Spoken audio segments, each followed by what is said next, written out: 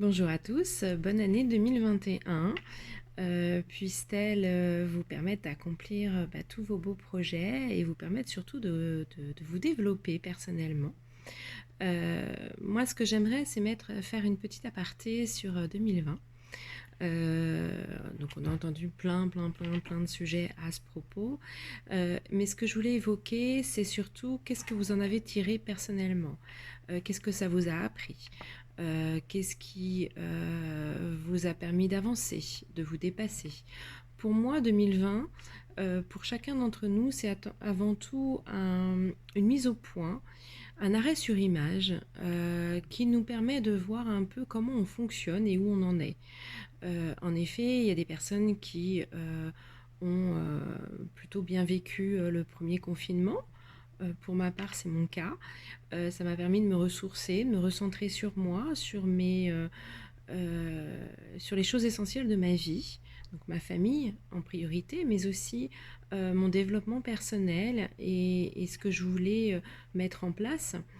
Ça m'a permis aussi d'écrire et de publier mon roman Les secrets de la montgolfière. Mais au-delà de ça, ça m'a permis de prendre conscience du temps et de l'importance de vivre à l'instant présent. Pour d'autres, ça a été révélation d'une difficulté à vivre isolé, une difficulté à trouver comment s'occuper pendant ces périodes de confinement et d'isolement. Donc je pense qu'en effet, si on peut en tirer quelque chose de positif, c'est cette mise au point, c'est de nous dire, voilà, où j'en suis aujourd'hui et qu'est-ce que je peux mettre en place pour modifier les choses et pour amorcer un changement qui me corresponde plus en profondeur, qui soit plus authentique. Pour l'année 2021, moi j'ai mis en place un petit exercice sympa. J'ai un petit carnet jaune, donc soleil, et je me suis engagée personnellement à remplir ce carnet tous les jours, mais de manière positive. C'est-à-dire dans ce carnet, je ne veux retenir que les choses positives au quotidien. Donc je trouve que c'est important d'écrire le matin parce que c'est amorcer une énergie positive le matin. Donc le matin, je vous invite en effet à écrire. Alors ça peut être qu'une phrase, hein, c'est pas obligé d'écrire plus d'une demi-page ou quoi, en fonction de votre état d'esprit du moment. Mais ça permet en effet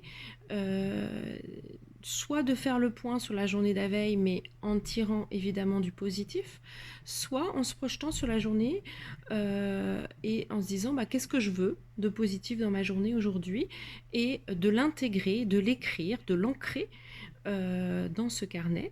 Et puis évidemment à la fin de l'année, de relire tout ce que vous avez pu écrire et d'en tirer l'évolution par rapport à cette nouvelle année 2021. Donc moi, je trouve que c'est un bon support, l'écrit.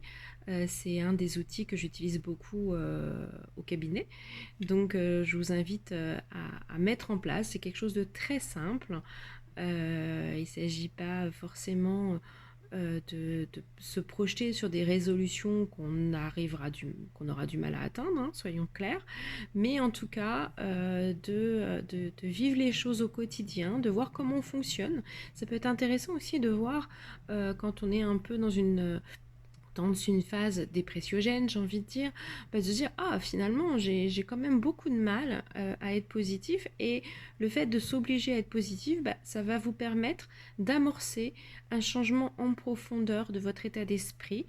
Euh, on le sait, le cerveau est assez flexible, mais il demande du temps et de la répétition et de la fréquence. Donc du coup, quand vous voulez amorcer une nouvelle habitude de vie, il vous faut en effet à la fois la fréquence et la répétition.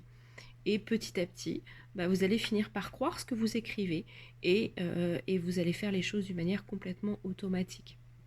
Voilà, écoutez, je vous souhaite une très très belle journée, je vous souhaite plein de belles choses positives pour aujourd'hui et je vous dis à très vite, à bientôt, au revoir.